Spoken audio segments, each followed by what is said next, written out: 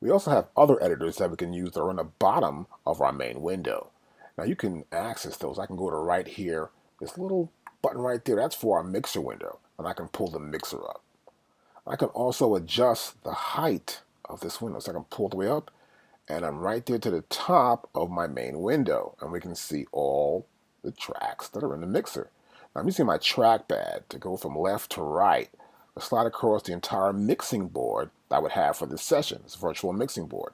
If I go all the way to the right, we can now see that main master fit I was talking about before earlier when we had the inspector open. I can pull this down all the way down here, and now it's gone. Now here also we have this one with the scissors. That's my editor. So here I have track and file, right? And I'd say I went to a MIDI track right here, and now it becomes a MIDI editor. I have the step editor, I have the score editor right here. I can edit the score for that particular track, and the piano roll, where I can see the MIDI information. And of course, I can adjust it up or down like I did earlier with the mixer window.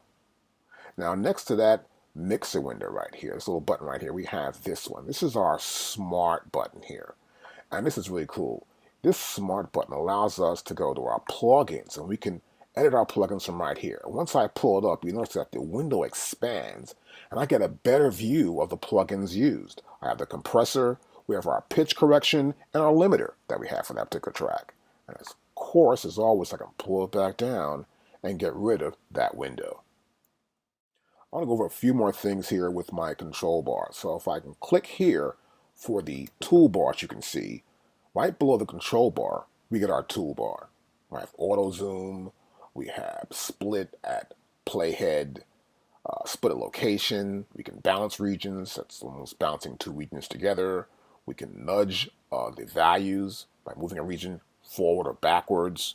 We can repeat sections. So this is pretty cool. I love this section here because I can do certain things within my main window, and particularly here for these regions, whether it's going to be an audio or a MIDI region. I can close it here too as well. Pretty simple. Now, right here is my transport section, right? So here, for example, I have this rewind button. Now I can move this playback head here. You see where it's 16? That's bar 16. Now I click it once, bar 15, then 14 and 13. So this rewind button allows me to go back one bar at a time. Now here, the button next to that is my go to the beginning button, which is obvious. Click this once and I'm back at the top. Here's my play button. I can also play if I just hit the space bar. And I can stop hitting the space bar as well. Now, I can play and I can pause the play right where it's at. And then hit pause again, it continues. I'll press stop here. Now next to that pause button, we have our record button, which is right here. That's obvious. It's a red button. It's going to record. So right here, this is information and location information about the session. So if I click here, we see this little musical sign, and we see the metronome. It says display mode. I click there and we'll see it has the beats and project. We have the beats and time, beats, time. We have customized. So currently we're in beats and projects. So here we see the bar, beats, division, and the ticks. And here we have the BPM. This is the key signature of the project, currently F major. And right here is a note value for my time signature of the session. Now next to that, we have other parameters as well here. As you can see, low latency, we have the cycle, we also have replace, and we have solo. And I can change this also and add other features here. And I just added auto punch. See that? It happens right there in the window. I can go here and take out auto punch.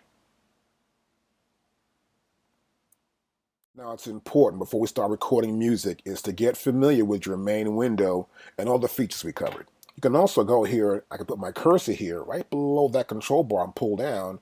You see what happens? I get to see that tool menu bar also, okay?